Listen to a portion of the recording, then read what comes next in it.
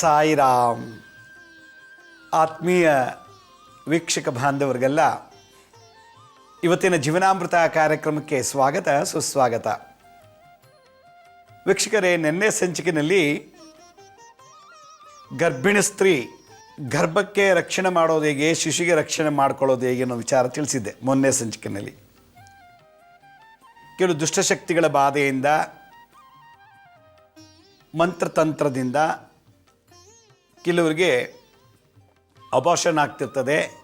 ಹೊಟ್ಟೆ ಒಳಗೆ ಮಗು ಚೆನ್ನಾಗಿ ಬೆಳವಣಿಗೆ ಆಗಿರೋದಿಲ್ಲ. ಇದರ ವಿಚಾರದ ಬಗ್ಗೆ ಮೊನ್ನೆ ಹೇಳಿದ್ದೆ. ನಿನ್ನೆ ಸಂಚಿಕೆಯಲ್ಲಿ ಸುಖವಾಗಿ ಡೆಲಿವರಿ ಆಗೋದು ಹೇಗೆ, ತಾಯಿ ಮಗು ಎರಡೂ ಸುಖವಾಗಿ ಬದುಕಬೇಕು, ಯಾವುದೇ ವೇದನೆ ಬೇದನೆ ಇಲ್ದನೆ. ಯಾವುದೇ ರೀತಿ ವೇದನೆ ಅಂತಂದರೆ ಹುಟ್ಟಿದ ತಕ್ಷಣ ಕೆಲವು ಮಕ್ಕಳಿಗೆ ರೋಗ ಬರುತ್ತೆ, ಜಾಂಡೀಸ್ ಬರುತ್ತೆ, ಬೇರೆ ಬೇರೆ ಪಿಟ್ಸ್ ಬರುತ್ತೆ. ಇದೆಲ್ಲ ಯಾವುದೇ ರೀತಿ ತೊಂದರೆ ಇಲ್ದೇ ಸುಖವಾಗಿ ತಾಯಿ ಮಗುಗೆ ಡೆಲಿವರಿ ಆಗೋ ಥರ ಆ ಒಂದು ವಾತಾವರಣ ಯಾವ ರೀತಿ ಸೃಷ್ಟಿ ಮಾಡ್ಕೋಬೇಕು ಅನ್ನೋದನ್ನು ನೆನೆ ಜಲವನ್ನು ಅಭಿಮಂತ್ರಿಸಿ ಕುಡಿಯೋದ್ರಿಂದ ಸುಖವಾಗಿ ಡೆಲಿವರಿ ಆಗುತ್ತೆ ಅನ್ನೋ ವಿಚಾರದಲ್ಲಿ ಹೇಳಿದ್ದೆ.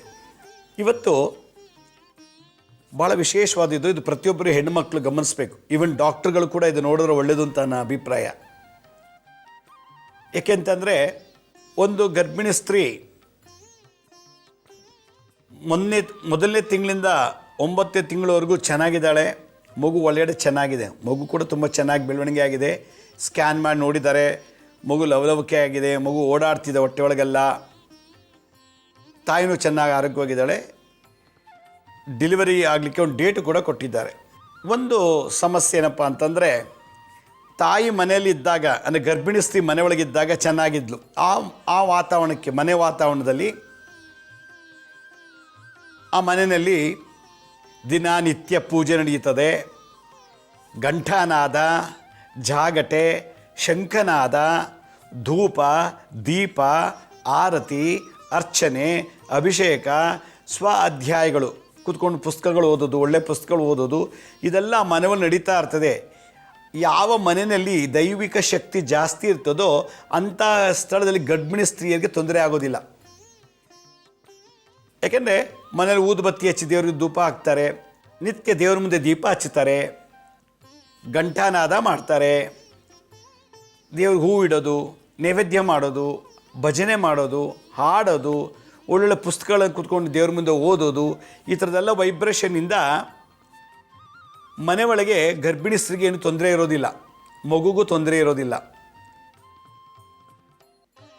ಹೀಗಾಗಿ ಅಂಥ ಹೆಂಗಸೇನಾರು ಹಾಸ್ಪಿಟ್ಲಿಗೆ ಹೋಗಿ ಮಗುವಿನ ಡೆಲಿವರಿ ಮಾಡುವಂಥ ಸಂದರ್ಭ ಬಂದಾಗ ಏನೂ ತೊಂದರೆ ಆಗಲ್ಲ.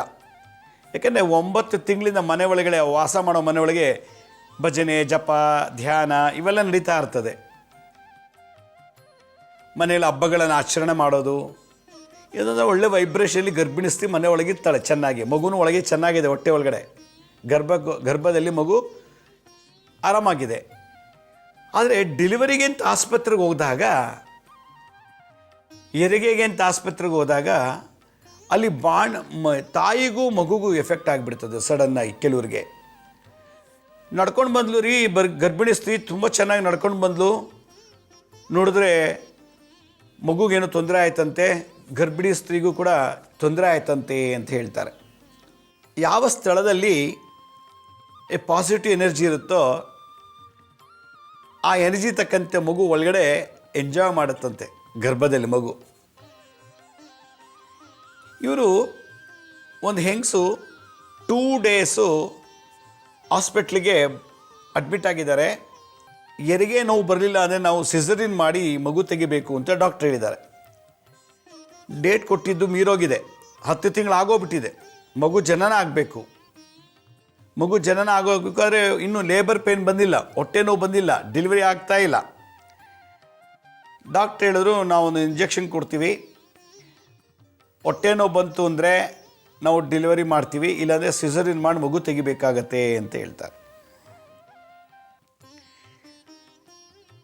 ಇಲ್ಲಿ ಅದೇ ಡಾಕ್ಟ್ರು 9 ತಿಂಗಳು ನೋಡಿದರೆ ಆ ಗರ್ಭಿಣಿ ಸ್ತ್ರೀಯನ್ನು. ಪ್ರತಿ ತಿಂಗಳು ಯೂಟ್ರಸ್ನ ಸ್ಕ್ಯಾನ್ ಮಾಡಿ ಮಾಡಿ ಮಾಡಿ ಮಗು ಚೆನ್ನಾಗಿದೆ, ನಾರ್ಮಲ್ ಡೆಲಿವರಿ ಆಗುತ್ತೆ, ಎಲ್ಲ ಚೆನ್ನಾಗಿದೆ, ನೀವು ಆರಾಮಾಗಿರಿ ಅಂತ ಗೈಡ್ ಮಾಡಿದಂಥ ಡಾಕ್ಟ್ರು ಟೈಮ್ ಕೊಟ್ಟಿದ್ದ ಮೇಲೂ ಕೂಡ ಹೊಟ್ಟೆ ನೋವು ಬಂದಿಲ್ಲ, ಹೆರಿಗೆ ಆಗ್ತಿಲ್ಲ, ಭಾಳ ಬಲವಂತವಾಗಿ ಈಗ ಹೆರಿಗೆ ಮಾಡಬೇಕು. ಹೆರಿಗೆನ ಮಾಡಲಿಕ್ಕೆ ಅವರು ಸ್ವಲ್ಪ ಯೋಚನೆ ಮಾಡ್ತಿದ್ದಾರೆ. ಹೊಟ್ಟೆ ನೋವು ಬಂದಾಗ ಹೆರಿಗೆ ಮಾಡಬೇಕು, ಅದು ಮಗು ತುಂಬ ಆರೋಗ್ಯವಂತ ಆಯುಷ್ಯವಂತವಾಗಿರ್ತದೆ. ಹೊಟ್ಟೆ ನೋವೇ ಬಂದಿಲ್ಲ ಹಾಗೆ ಮಗುನ ತೆಗಿತಾರೆ ಅಂತಂದರೆ ಮಗುಗೆ ಸ್ವಲ್ಪ ಪ್ರಾಬ್ಲಮ್ ಇದೆ. ತಾಯಿ ಎಷ್ಟು ಹೊಟ್ಟೆ ನೋವು ಪಟ್ಕೊಂಡು ಆಮೇಲೆ ಡೆಲಿವರಿ ಆಗುತ್ತಲ್ಲ ಅಂಥ ಮಕ್ಕಳು ಭಾಳ ಚುರುಕಾಗಿರ್ತಾರೆ. ಇಲ್ಲಿ ಹೊಟ್ಟೆ ನೋವೇ ಬರ್ತಿಲ್ಲ ಹೆರಿಗೆಗೆ, ಮಗು ಡೆಲಿವರಿ ಮಾಡಲಿಕ್ಕೆ ಹೆರಿಗೆ ನೋವೇ ಇಲ್ಲ, ಲೇಬರ್ ಪೇನ್ ಬಂದಿಲ್ಲ, ಅದಕ್ಕೆ ವೆಯ್ಟ್ ಮಾಡೋಣ ನೋಡೋಣ ಅಂತ ಇದ್ದಾರೆ. ಯಾವಾಗ ಒಂದು ಹೆಂಗಸು ತುಂಬ ನರಳಿ ಮಗುಗೆ ಜನ್ಮ ಕೊಡ್ತಾಳೋ ಅದು ಭಾಳ ಒಳ್ಳೆಯದು ಅಂತ ಅರ್ಥ. ಇಲ್ಲಿ ಇವಳಿಗೆ ಹೊಟ್ಟೆ ನೋವೇ ಬಂದಿಲ್ಲ, 2 ದಿನ ತಂದು ಅಡ್ಮಿಟ್ ಮಾಡಿ ನಾವು ಟ್ರೀಟ್ ಮಾಡ್ತೀವಿ ಆಮೇಲೆ ನೋಡೋಣ ಅಂತಂದರು. 2 ದಿನ ತಂದು ಅಡ್ಮಿಟ್ ಮಾಡಿದ್ರೆ ಇನ್ನೂ ಆಗಿಲ್ಲ, ಬಟ್ ಡೇಟ್ ಮುಗಿರೋಗಿದೆ, 10 ತಿಂಗಳು ಆಗ್ತಾಯಿದೆ. ಡೇಟ್ ಸರಿಯಾಗಿ ನೋಡ್ಕೊಂಡಿದ್ರೋ, ಫಸ್ಟ್ ಮಂತಿಂದ ಡೇಟ್ ಸರಿಯಾಗಿ ನೋಡಿದ್ರೋ ಏನೋ ಗೊತ್ತಿಲ್ಲ. ಈಗ ಮಗು ಸಿಸರಿನ್ ಮಾಡಿ ತೆಗಿಬೇಕು ಅಂತ ಹೇಳ್ತಿದ್ದಾರೆ. ನಾವು ಎಲ್ಲಿ ವಾಸ ಮಾಡ್ತೀವೋ ಆ ಸ್ಥಳದ ಮಹಿಮೆನೂ ಕೂಡ ಕೌಂಟ್ ಆಗುತ್ತೆ, ಆ ಸ್ಥಳದ ಇತಿಹಾಸ. ಮನೆ ಒಳಗಿದ್ದಾಗ ಚೆನ್ನಾಗಿದ್ದು ಮಗು ಓಡಾಡ್ತಿದೆ, ಮಗು ಒದಿಯುತ್ತೆ ಮತ್ತು ನನಗೆಲ್ಲ ಕರೆಕ್ಟಾಗಿ ಅನುಭವ ಆಗ್ತಿದೆ ಅಂತ ಅವಳು ಹೇಳ್ಕೊತಾರೆ. ಆದರೆ ಡೆಲಿವರಿಗೆ ನೋವೇ ಬಂದಿಲ್ಲ. ಒಂದೊಂದು ಸ್ಥಳದಲ್ಲಿ ಒಂದೊಂದು ವೈಬ್ರೇಷನ್ ಇರುತ್ತೆ. ಉದಾಹರಣೆಗೆ ನಾನಿಲ್ಲಿ ಕೂತಾಗ ಚೆನ್ನಾಗಿ ಮಾತಾಡ್ತೀನಿ, ಅಲ್ಲಿ ಕೂತ್ರೆ ಅಳ್ತೀನಿ, ಅಲ್ಲಿ ಕೂತ್ರೆ ನಗ್ತೀನಿ, ಅಲ್ಲಿ ಕೂತ್ಕೊಂಡ್ರೆ ತಲೆನೋವು ಬರುತ್ತೆ, ಅಲ್ಲಿ ಕೂತ್ಕೊಂಡ್ರೆ ಮಂಕಾಗಿರ್ತೀನಿ. ಒಂದೊಂದು ಸ್ಥಳದಲ್ಲೂ ಒಂದೊಂದು ವೈಬ್ರೇಷನ್ನು ಚೇಂಜ್ ಇರ್ತದೆ.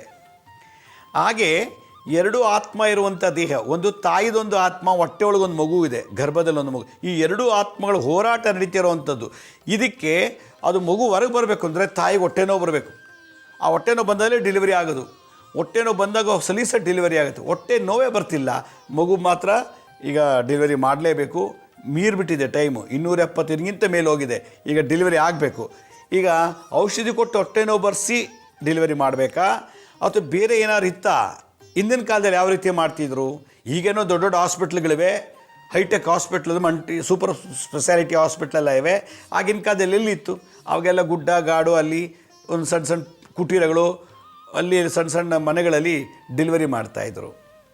ಆದರೆ ಆಗಿನ ಕಾಲದಲ್ಲಿ ಟೈಮ್ ಹೀರೋಗಿದೆ, ಡೆಲಿವರಿ ಆಗಬೇಕು, ಆದರೆ ಹೊಟ್ಟೆ ನೋವು ಬರ್ತಿಲ್ಲ. ಪ್ರಕೃತಿ ದತ್ತವಾಗಿ ಹೆರಿಗೆ ನೋವಾಗಿ ಬರಬೇಕಂತೆ ನೋಡಿ, ಶಾಸ್ತ್ರದಲ್ಲಿ ಹೇಳುತ್ತೆ. ಗರ್ಭೋಪನಿಷತ್ತಲ್ಲಿ ಒಂದು ಸ್ತ್ರೀಗೆ ಮಗುಗೆ ಜನನ ಕೊಡೋಕ್ಕೆ ಮುಂಚೆ ಚೆನ್ನಾಗಿ ಹೊಟ್ಟೆ ನೋವು ಬರಬೇಕಂತೆ, ಲೇಬರ್ ಪೇನ್ ಅಂತಾರೆ, ಹೆರಿಗೆ ನೋವು ಅಂತಾರೆ ಅದಕ್ಕೆ. ಆ ಹೆರಿಗೆ ನೋವು ಬಂದಾಗ ಮಗು ಚೆನ್ನಾಗಿ ಆರೋಗ್ಯವಂತಾಗಿ ಆಯುಷ್ಯವಂತಾಗಿ ಇರುತ್ತೆ ಅಂತ ಶಾಸ್ತ್ರ ಗರ್ಭೋಪನಿಷತ್ತಲ್ಲಿ ಹೇಳುತ್ತೆ. ಇಲ್ಲಿ ಹೆರಿಗೆ ನೋವೇ ಬಂದಿಲ್ಲ, ಡೆಲಿವರಿ ಮಾಡಬೇಕು. ಇನ್ನೊಂದು 3-4 ಅವರ್ಸ್ ಆದರೆ ತೊಂದರೆ ಆಗಿಬಿಡುತ್ತೆ, ನಾವು ಸಿಸರಿನ್ ಮಾಡಿ ಮಗು ತೆಗಿತೀನಿ ಅಂತ ಡಾಕ್ಟ್ರ್ ಹೇಳ್ತಾರೆ. ಈಗ ಸಿಸರಿಯನ್ನು ಮಾಡೋದು ಅದೇನು ದೋಷ ಇಲ್ಲ, ಬಟ್ ಮಗು ತಾನೇ ಪ್ರಕೃತಿ ಸೃಷ್ಟಿ ನಿಯಮದ ಪ್ರಕಾರ ಆ ಹೆರಿಗೆ ನೋವಿಂದ ಹೊರಗೆ ಬರಬೇಕಂತೆ. ಈ ಥರ ಬಂದಾಗ ಮಗುಗೆ ತುಂಬ ಆರೋಗ್ಯ ಆಯುಷ್ಯ ಪ್ರಾಪ್ತಿ ಆಗ್ತದೆ ಅಂತ. ಸಿಸರಿನ್ ಮಾಡಿದ್ರೆ ಮಗುಗೆ ಆಯುಷ್ಯ ಆರೋಗ್ಯ ಬರಲ್ವಾ? ನ್ಯಾಚುರಲ್ಗೂ ಆರ್ಟಿಫಿಷಿಯಲ್ಗೂ ಭಾಳ ಡಿಫ್ರೆನ್ಸ್ ಇದೆ. ಇರ್ಬೋದು, ಆದರೆ ನ್ಯಾಚುರಲ್ ಆಗಿ ಡೆಲಿವರಿ ಆಗಿರೋಂಥ ಮಗುಗಿಂತ ಅಷ್ಟು ಲವಲವಿಕೆ ಇರೋದಿಲ್ಲ. ಸಿಸರ್ ಮಂಕು ಬುದ್ಧಿ, ಜಡತ್ವ, ಸೋಮಾರಿತನ, ಚುರುಕಿರೋದಿಲ್ಲ ಅಂತೆಲ್ಲ ಹೇಳ್ತಾರೆ. ಇದು ಒಂದು ಹಿಂದಿನ ಕಾಲದಲ್ಲಿ ನಡೆದಂಥ ಒಂದು ಪದ್ಧತಿ. ಇದು ಮಗುನ ಆ ಯೋನಿ ಮುಖಾಂತರನೇ ತೆಗಿಬೇಕು ಅಂತ ಹೇಳಿ. ಇಲ್ಲಿ ಒಂದು ಗಮನಿಸ್ಬೇಕು ನಾವು, ಪ್ರತಿ ತಿಂಗಳು ಡಾಕ್ಟ್ರು ಚೆನ್ನಾಗಿ ನೋಡಿದ್ದಾರೆ, 9 ತಿಂಗಳ ತನಕ ಸ್ಕ್ಯಾನ್ ಮಾಡಿದ್ದಾರೆ. ಹುಡುಗಿನೂ ಕೂಡ ಔಷಧಿ ತೊಗೊಂಡಿದ್ದಾಳೆ, ಗರ್ಭಿಣಿ ಸ್ತ್ರೀ ಔಷಧಿ ತೊಗೊಂಡು ಚೆನ್ನಾಗಿದ್ದಾಳೆ, ಲವಲವಿಕೆ ಎಂದಿದ್ದಾರೆ, ಮನೇಲೆಲ್ಲ ಓಡಾಡ್ಕೊಂಡು ಚೆನ್ನಾಗಿದ್ದಾಳೆ. ಆದರೆ ಹೆರಿಗೆ ನೋವು ಬರ್ತಿಲ್ಲ, ಹೆರಿಗೆ ನೋವೇ ಬರ್ತಿಲ್ಲ. ಆ ಹೆರಿಗೆ ನೋವು ಬರಬೇಕಾದ್ರೆ ಏನು ಮಾಡಬೇಕು ನೋಡಿ, ಅದು ಕೂಡ ದೈವ ನಿಯಮ, ವಿಧಿ. ಕೊನೆಗೆ ಫ್ಯಾಮಿಲಿಯೆಲ್ಲ ಕೂತ್ಕೊಂಡು ಡಿಸೈಡ್ ಮಾಡ್ತಾರೆ, ಏನಾಗಿದೆಯೋ ಅನ್ನೋ ಗೊತ್ತಿಲ್ಲ, ನಾವು ನಾರ್ಮಲ್ ಡೆಲಿವರಿ ವೆಯ್ಟ್ ಮಾಡೋದು ಬೇಡ, ತುಂಬ ವೆಯ್ಟ್ ಮಾಡಿದ್ರೆ ಮಗುಗೂ ತೊಂದರೆ, ತಾಯಿಗೂ ತೊಂದರೆ ಆಗುತ್ತೆ, ನಾವು ಸಿಸರಿನ್ ಮಾಡ್ತೀವಿ ಅಂತೇಳಿ. ಸಿಸರಿಯನ್ನು ಮಾಡಲಿಕ್ಕೆ ಎಲ್ಲರೂ ಒಪ್ಕೊಂಡಿದ್ದಾರೆ. ತಾಯಿ ಗರ್ಭಿಣಿ ಸ್ತ್ರೀನೂ ಒಪ್ಕೊಂಡಿದ್ದಾಳೆ, ಎಲ್ಲ ಒಪ್ಕೊಂಡಿದ್ದಾರೆ. ಅದು ಎಲ್ಲೋ ಒಂದು ಕಡೆ ಅವ್ರ ಮನೆಯಲ್ಲಿ ಒಬ್ಬರು ಅಜ್ಜಿ, ತಂದೆಯ ತಾಯಿ, ಅವರು ಇಲ್ಲ ನಾರ್ಮಲ್ ಡೆಲಿವರಿ ಆಗುತ್ತೆ, ನಮ್ಮ ಹಳ್ಳಿಲೆಲ್ಲ ಮಾಡ್ತಿಲ್ವಾ ಹೆಂಗಸು, ಯಾವ ಆಸ್ಪತ್ರೆಗೂ ನಮ್ಮ ಹಳ್ಳೀಲಿ ಪ್ರತಿಯೊಂದು ಮನೇಲೂ ಒಂದೊಂದು ಮಕ್ಕಳು ಮನೇಲೇ ಹುಟ್ಟಿದ್ದಾರೆ, ಯಾವ ಸಿಸರೇನೂ ಮಾಡಲಿಲ್ಲ. ಸ್ಥೂಲಗಿತ್ತಿ ಅಂತ ಒಬ್ಳು ಹೆಂಗಸಿದ್ಲಂತೆ, ಅವಳೆಲ್ಲರೂ ಅವರಲ್ಲಿ ಡೆಲಿವರಿ ಆದಾದರೆ ಆ ಎಮ್ಮನ್ನೇ ಕರಿತಿದ್ರಂತೆ ಮಗು ಇದಕ್ಕೆ. ಭಾಳ ಮನೆಯಲ್ಲೇ ಬಿಸಿನೀರಿಟ್ಕೊಂಡು ಬಿಸಿನೀರಲ್ಲಿ ಡೆಲಿವರಿ ಮಾಡಿಸ್ಬಿಡ್ತಿದ್ರಂತೆ. ನಮ್ಮ ಊರಲ್ಲಿ ಒಬ್ಳಿದ್ದಾಳೆ, ಅವಳನ್ನ ಕರೆಸಿಬೇಕಾದ್ರೆ ಮಾಡಿಸೋಣ ಇಮಿಡಿಯೇಟಾಗಿ, ಹಾಸ್ಪಿಟ್ಲಿಗೆ ಯಾಕೆ ಅಲ್ಲಿ ಸೇರಿಸ್ಬಿಟ್ಟು ಯಾಕೆ ಹಿಂಗೆ ಮಾಡಬೇಕು ಹಾಗೆ ಅಂತ ಅಜ್ಜಿಗೂ 4 ಡೆಲಿವರಿ ನಾರ್ಮಲೇ ಆಗಿರೋದಂತೆ ಅವ್ರ ಊರಿನಲ್ಲಿ. ನೋಡಿ, ನಂಗೆ 4 ಮಕ್ಕಳು ಹೆತ್ತದೆ, ನಾರ್ಮಲ್ ಡೆಲಿವರಿ ಆಯಿತು, ನನಗೂ ಇದೇ ಥರ ಒಂದು ಪ್ರಾಬ್ಲಮ್ ಇತ್ತು, ನಮ್ಮೂರವ್ಳು ಬಂದು ಡೆಲಿವರಿ ಮಾಡಿಕೊಟ್ಲು, ಸ್ಥೂಲಗಿತ್ತಿ ಬಂದು ಡೆಲಿವರಿ ಆಯಿತು, ಚೆನ್ನಾಗಾಗಿಲ್ವ, 4 ಮಕ್ಕಳು ಚೆನ್ನಾಗಿಲ್ವ ಈಗ ಅಂಥೇಳಿ 75-80 ವರ್ಷದ ಒಂದು ಅಜ್ಜಿ ಮನೆ ಒಳಗೆ ಇದನ್ನು ಹೇಳ್ತಾ ಇದ್ದಾರೆ. ಅದಕ್ಕೆ ಹೊಟ್ಟೆ ಕೂಯಿಸ್ಬೇಡಪ್ಪ, ಹೊಟ್ಟೆ ಕೂಸಿ ಯಾಕೆ ಮಗು ತೆಗಿತೀಯ, ನ್ಯಾಚುರಲಾಗಿ ಆಗಲಿ ಅಂತ ಹೇಳಿ ಅಜ್ಜಿದು ಒಂದು ತಿಳುವಳಿಕೆ ಸಜೆಷನ್ ಕೊಡ್ತಾ ಇದ್ದಾರೆ. ಈ ಸಿಟಿ ಒಳಗಿರೋರು ಏನೋ ಹಾಸ್ಪಿಟ್ಲಿಗೆ ಹೋಗ್ತಾರೆ, ನರ್ಸಿಂಗ್ ಹೋಮ್ಗೆ ಹೋಗ್ತಾರೆ, ಎಲ್ಲ ಹೋಗ್ತಾರೆ, ನಾರ್ಮಲ್ ಡೆಲಿವರಿಗಿಂತ ಸೀಸನ್ ಮಾಡಿಸ್ಕೊಂಬಂದ್ಬಿಡ್ತಾರೆ. ಊರಿಂದ ಹಾಸ್ಪಿಟ್ಲಿಗೆ ಹೋಗ್ಬೇಕು ಅಂದರೆ ಮೈಲಿಗಟ್ಟಲೆ ಬರಬೇಕು. ಅಂಥವ್ರ ಕಥೆ ಏನು? ಈಗ ನರ್ಸಿಂಗ್ ಹೋಮು ಅಥವಾ ಮೆಟರ್ನಿಟಿ ಹಾಸ್ಪಿಟ್ಲ್ ಎಲ್ಲೋ ಒಂದು ದೂರದಲ್ಲಿ ಇರ್ತದೆ, ಒಂದು 50, 60, 70 ಕಿಲೋಮೀಟ್ರ್ ದೂರದಲ್ಲಿ. ಇಲ್ಲಿ ತುಂಬ ಗರ್ಭಿಣಿ ಒಂದು ಹಳ್ಳಿಲಿ ಇರ್ತಾಳೆ, ಆ ಹಳ್ಳಿಗೆ ಬಸ್ ಫೆಸಿಲಿಟಿ ಇಲ್ಲ, ಬಸ್ ಇಲ್ಲ, ಎಂಥದ್ದು ಇಲ್ಲ. ಅಲ್ಲಿರೋಂಥ ಹೆಂಗಸನ್ನು ಅಲ್ಲಿಗೆ ತೊಗೊಂಡು ಹೋಗೋಷ್ಟೊಳಗೆ ಏನಾಗುತ್ತೋ ಏನೋ ದೇವರಿಗೆ ಗೊತ್ತು. ಅಂಥ ಸಮಯದಲ್ಲಿ ಹೇಗೆ ನಡೀತಿತ್ತು ಹಿಂದಿನ ಕಾಲದಲ್ಲಿ?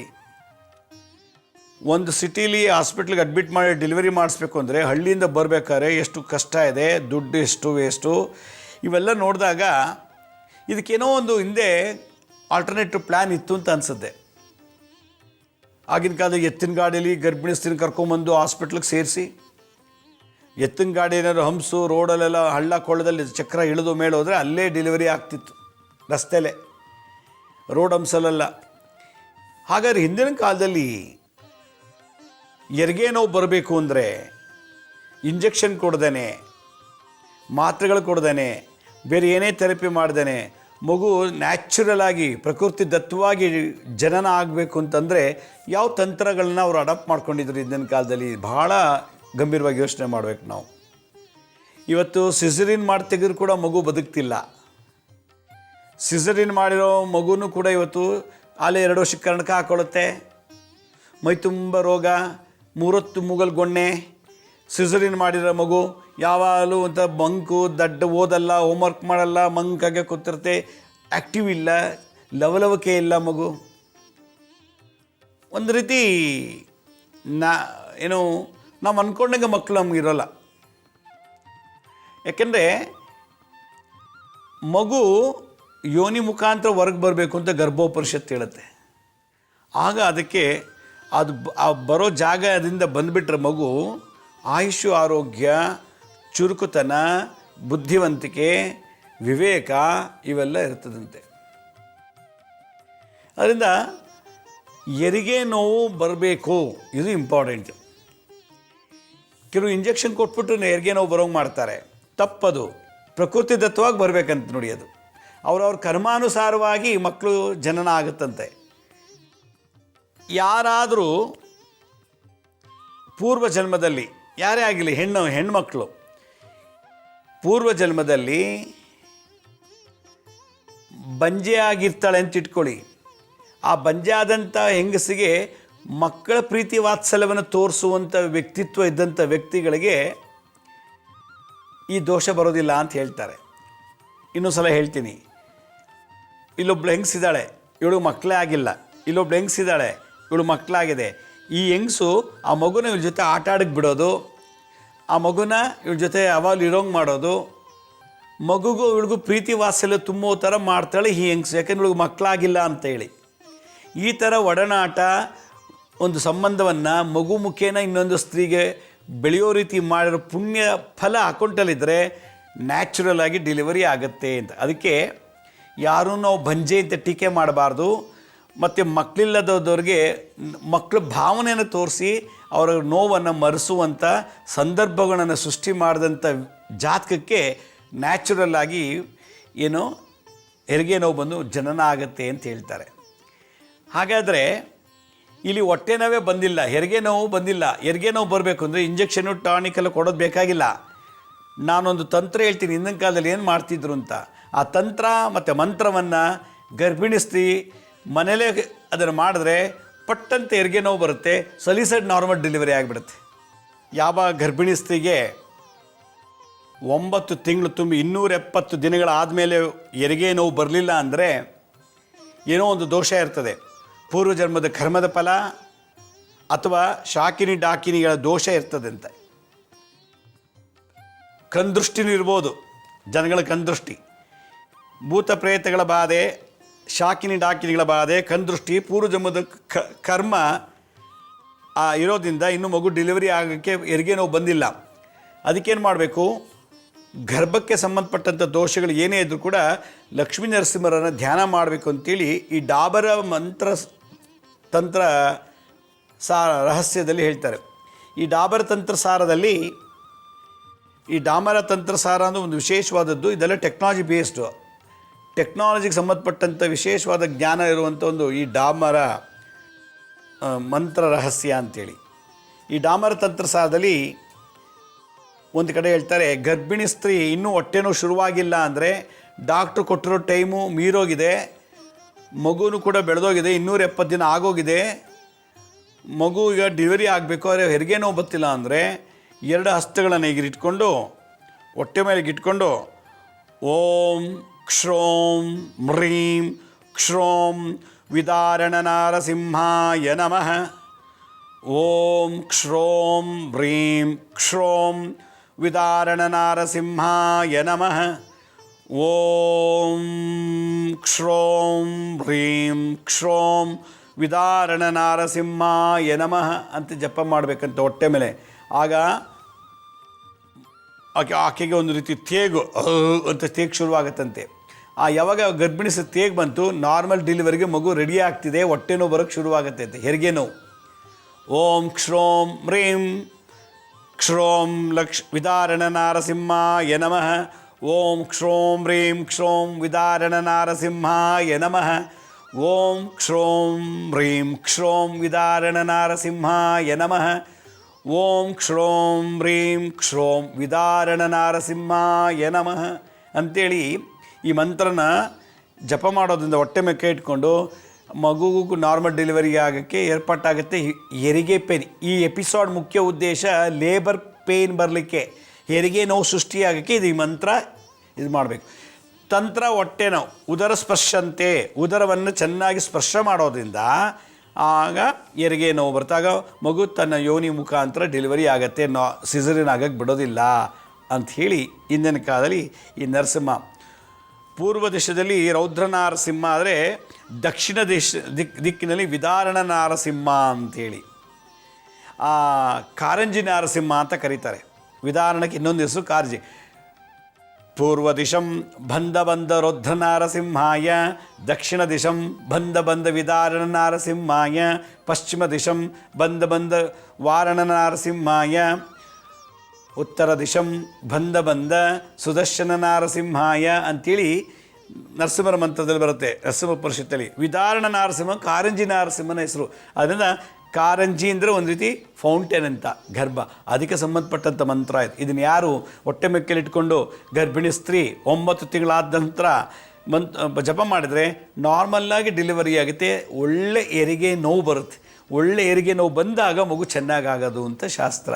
ಇದನ್ನು ಮಾಡಿ ಖಂಡಿತ ಒಳ್ಳೆಯದಾಗತ್ತೆ ಅಂತ ಒಂದು ಸ್ಮಾಲ್ ಅನೌನ್ಸ್ಮೆಂಟ್. ವೀಕ್ಷಕರೇ, ನಾನು ಇದೇ ತಿಂಗಳು 7ನೇ ತಾರೀಕು ಭಾನುವಾರ ಮೈಸೂರಿಗೆ ಬರ್ತಾಯಿದ್ದೀನಿ. ಮೈಸೂರಿಗೆ ಬರೋ ಉದ್ದೇಶ ಬೆಳಗ್ಗೆ 10ರಿಂದ 12 ಗಂಟೆ ತನಕ ಗುರುಸ್ಪಂದನ ಕಾರ್ಯಕ್ರಮ ಅಂತ ಒಂದು ಕಾರ್ಯಕ್ರಮ. ನೀವು ನೇರವಾಗಿ ನಮ್ಮನ್ನು ಭೇಟಿ ಮಾಡಿ ನಿಮ್ಮ ಸಮಸ್ಯೆಗಳನ್ನು ಹೇಳಿ ಅದಕ್ಕೆ ಪರಿಹಾರ ಪಡ್ಕೊಳ್ಳುವಂಥ ಒಂದು ವಿಶೇಷವಾದಂಥ ಕಾರ್ಯಕ್ರಮ ಗುರುಸ್ಪಂದನ ಅಂತ ಬೆಳಗ್ಗೆ 10ರಿಂದ 12 ಗಂಟೆ ತನಕ. ಮತ್ತು ಮಧ್ಯಾಹ್ನ ಭಾನುವಾರ 7ನೇ ತಾರೀಕು ಅದೇ ದಿನ ಅಗ್ನಿಹೋತ್ರ ದೀಕ್ಷೆ ಕೊಡ್ತಾ ಇದ್ದೀನಿ. ಅಗ್ನಿಹೋತ್ರ ದೀಕ್ಷೆ ಅಂತಂತಂದರೆ ಬೆಳಗ್ಗೆ ಸೂರ್ಯ ಉದಯ ಆಗುವಾಗ ಮುಳುಗುವಾಗ 2 ಮಂತ್ರದಿಂದ 2 ನಿಮಿಷದಲ್ಲಿ ಒಂದು ಸೂರ್ಯನಿಗೆ ಆಹುತಿ ಕೊಡುವಂಥ ನಿತ್ಯ ನಿರಂತರ ಹೋಮ ಅಗ್ನಿಹೋತ್ರ ಅಂಥೇಳಿ. ಇದು ತ್ರೇತಾಯುಗ ದ್ವಾಪರ ಯುಗದಲ್ಲೆಲ್ಲ ಭಾಳ ಪ್ರತಿಯೊಬ್ಬರ ಮನೆಯಲ್ಲೂ ಮಾಡ್ತಾಯಿದ್ರು. ಭಾಳ ವಿಶೇಷವಾದದ್ದು. ಮಕ್ಕಳಾಗಿಲ್ಲ, ಮದುವೆ ಆಗಿಲ್ಲ, ಓದೋ ಮಕ್ಕಳು ಸರಿಯಾಗಿ ಓದ್ತಿಲ್ಲ, ವ್ಯಾಪಾರದಲ್ಲಿ ನಷ್ಟ, ವ್ಯಾಪಾರ ಎಲ್ಲ ಮಾಡಿ ಸಾಲ ಬಾಧೆ, ಕೆಲಸದಲ್ಲಿದ್ದ ಕೆಲಸ ಕಳ್ಕೊಂಡೆ, ಪಾರ್ಟ್ನರ್ಶಿಪ್ಪಲ್ಲಿ ಲಾಸು, ಮತ್ತು ರೋಗ ಬಾಧೆ, ಸಾಲ ಬಾಧೆ, ವಿಪರೀತ ಭೂತ ಪ್ರೇತ ಮಾಟ ಮಂತ್ರ ತಂತ್ರ ಬಾಧೆಗಳು ಎಲ್ಲಿ ನಡೀತಿದೆಯೋ ಆ ಜಾಗದಲ್ಲಿ ಈ ಒಂದು ಅಗ್ನಿಹೋತ್ರ ನಡೀತಾ ಇರಬೇಕು. ದಿನನಿತ್ಯ ಬೆಳಗ್ಗೆ ಸೂರ್ಯ ಉದಯ ಆಗುವಾಗ ಮುಳುಗುವಾಗ. ಈ ವಿಚಾರದ ಬಗ್ಗೆ ನೀವು ಗೂಗಲಲ್ಲಿ ಹೋಗಿ ಟೈಪ್ ಮಾಡಿದ್ರೆ ಇಂಟರ್ನೆಟ್ಟಲ್ಲಿ ಅಮೇರಿಕಾ, ಲಂಡನ್, ಜರ್ಮನಿ, ರಷ್ಯಾ ಹಲವಾರು ದೇಶಗಳು ಇದ್ರ ಬಗ್ಗೆ ರಿಸರ್ಚ್ ಮಾಡಿ ಸಂಶೋಧನೆ ಮಾಡಿ ಭಾಳಷ್ಟು ಪೇಪರ್ನ ಪ್ರೆಸೆಂಟ್ ಮಾಡಿದ್ದಾರೆ. ಈ ಒಂದು ವಿದ್ಯೆಯನ್ನು ನಾನು ದೀಕ್ಷೆ ಕೊಡ್ತಾ ಇದ್ದೀನಿ. ಮಧ್ಯಾಹ್ನ 2ರಿಂದ 7 ಗಂಟೆ ತನಕ ಕ್ಲಾಸ್ ಮಾಡಿ ಆಸಕ್ತಿ ಇರುವಂಥವರು ನಮ್ಮ ಅಗ್ನಿಹೋತ್ರ ದೀಕ್ಷೆಗೆ ಭಾಗವಹಿಸ್ಬೋದು. agnihotra.ssbk.in ಅಂತ ಈ ವೆಬ್ಸೈಟಲ್ಲಿ ರಿಜಿಸ್ಟರ್ ಮಾಡ್ಕೋಬೇಕು. ಇದು ಫ್ರೀ ಅಲ್ಲ. ಬೆಳಗ್ಗೆ 10ರಿಂದ 12 ಗಂಟೆ ತನಕ ನಡೆಯುವಂಥ ಗುರುಸ್ಪಂದನ ಕಾರ್ಯಕ್ರಮ ಫ್ರೀ, ಉಚಿತ. 2ರಿಂದ 7 ಗಂಟೆ ತನಕ ನಡೆಯುವಂಥ ಈ ಒಂದು ಕ್ಲಾಸು ಅಗ್ನಿಹೋತ್ರ ದೀಕ್ಷಾ ಕ್ಲಾಸು ಇದು ಫ್ರೀ ಅಲ್ಲ. ಅದಕ್ಕೆ ಕೊಡುವಂಥ ಐಟಮ್ಸನ್ನು ನಾವು ಕೊಡ್ತೀವಿ, ಅದಕ್ಕೆ ಚಾರ್ಜ್ ಮಾಡ್ತಾಯಿದ್ದೀವಿ. ರಿಜಿಸ್ಟ್ರೇಷನ್ ಮಾಡ್ಕೋಬೇಕು ಅಂತಂದರೆ agnihotra.ssbk.in ಅಂತ ಸೈಟಲ್ಲಿ ನೀವು ರಿಜಿಸ್ಟರ್ ಮಾಡ್ಕೋಬೇಕು. ಇದು ನಡೆಯೋ ಸ್ಥಳ ಎಲ್ಲಿ? ಗುರುಸ್ಪಂದನ ಮತ್ತು ಅಗ್ನಿಹೋತ್ರ ನಡೆಯೋ ಸ್ಪಂದನ ನಾನು ಸ್ಕ್ರೀನ್ ಮೇಲೆ ತೋರಿಸ್ತಾ ಇದ್ದೀನಿ ನೋಡಿ. ಲೀಲಾ CH ಚೆನ್ನಯ್ಯ ಕಲ್ಯಾಣ ಮಂಟಪ, ವಾಲ್ಮೀಕಿ ರಸ್ತೆ, ವಿನಾಯಕ ನಗರ, ಮೈಸೂರು.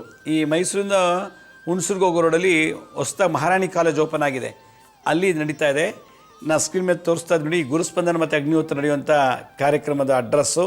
ಇಲ್ಲಿಗೆ ಬರಬೇಕು, ಈ ಕಾರ್ಯಕ್ರಮದಲ್ಲಿ ಭಾಗವಹಿಸೋದಾಗಿದ್ದರೆ. ನಮ್ಮ ಹಳೆ ಸಂಚಿಕೆಗಳು ಯಾರು ನೋಡೋಕ್ಕಾಗಿಲ್ವೋ ಅವ್ರು ನಮ್ಮ ಶಿರಡಿ ಸಾಯಿ ಭಿಕ್ಷಾ ಕೇಂದ್ರ ಮತ್ತು ಹೆಲ್ತ್ ಸೈನ್ಸ್ ಅಂತ 2 ಯೂಟ್ಯೂಬ್ ಚಾನಲ್ ಇದೆ. ಇದ್ರ ಜೊತೆಗೆ SSBK ಜ್ಞಾನೋದಯ ಅಂತ ಒಂದು ಮ್ಯೂಸಿಕ್ ಚಾನಲ್ ಇದೆ. 3ಕ್ಕೂ ಸಬ್ಸ್ಕ್ರೈಬ್ ಮಾಡ್ಕೊಳ್ಳಿ. ಪಕ್ಕದಲ್ಲಿರೋ ಬೆಲ್ ಬಟನ್ ಪ್ರೆಸ್ ಮಾಡಿ, ನೋಡಾದ್ಮೇಲೆ ಲೈಕ್ ಅನ್ನೋ ಬಟನ್ ಪ್ರೆಸ್ ಮಾಡಿ. ಆಮೇಲೆ ಆ ಲಿಂಕನ್ನು ನಿಮ್ಮ ಬಂಧು ಮಿತ್ರರಿಗೆ ವಾಟ್ಸಪ್ ಮುಖಾಂತರ ಅಥವಾ ಇಮೇಲ್ ಮುಖಾಂತರ ಶೇರ್ ಮಾಡಿ. ಗುರುಜಿ ಲಕ್ಷ್ಮೀ ಶ್ರೀನಿವಾಸ್ ಅಂತೇಳಿ ಫೇಸ್ಬುಕ್ಕಲ್ಲಿ ಒಂದು ಅಕೌಂಟ್ ಇದೆ, ಅಲ್ಲೂ ನಿಮಗೆ ಭಾಳಷ್ಟು ಇನ್ಫಾರ್ಮೇಷನ್ ಸಿಗುತ್ತೆ. ಅಪಾಯಿಂಟ್ಮೆಂಟ್ಸ್ ಬೇಕಿದ್ದರೆ www.lakshmisrinivas.in ಅಂತ ಲಾಗಿನ್ ಆಗಿ ನೀವೇ ಡೇ ಟು ಟೈಮ್ನ ಬುಕ್ ಮಾಡ್ಕೋಬೋದು ಅಂತ ಹೇಳ್ತಾ ಇವತ್ತಿನ ಸಂಚಿಕೆಯನ್ನು ಮುಗಿಸ್ತೀನಿ. ಇದೇ ರೀತಿ ನಾಳಿನ ಸಂಚಿಕೆಯಲ್ಲಿ ಮತ್ತೊಂದು ವಿಶೇಷವಾದಂಥ ಮಾಹಿತಿಯನ್ನು ತಮ್ಮನ್ನು ಭೇಟಿ ಮಾಡ್ತೀನಿ. ಅಲ್ಲಿವರೆಗೂ ನನ್ನ ನಮಸ್ಕಾರ. ಸಾಯಿರಾಮ್.